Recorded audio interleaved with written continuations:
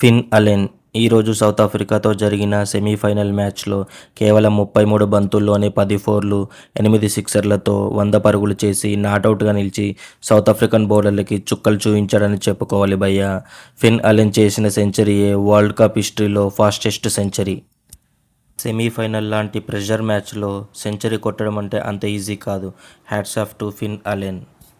మొదటగా బ్యాటింగ్ చేసిన south Africa జట్టు నిర్ణీత 20 ఓవర్లలో 169 పరుగులకు 8 వికెట్లు కోల్పోయింది.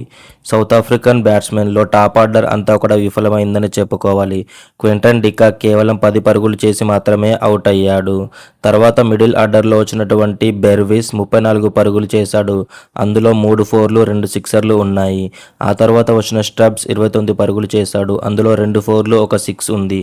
ముఖ్యంగా చెప్పుకోవాల్సింది జాన్సన్ గురించి. 50 పరుగులు చేసి నాటౌట్గా నిలిచాడు. 2 ఫోర్లు 5 సిక్సర్లు కొట్టి ఒక అద్భుతమైన ఇన్నింగ్స్ ఆడాడనే చెప్పుకోవాలి.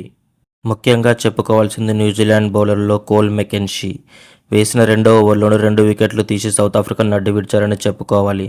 తర్వాత రచన్ రవీంద్ర కూడా ఒక 2 వికెట్లు తీసి న్యూజిలాండ్ విజయంలో కీలక పాత్ర పోషించాడని చెప్పుకోవాలి.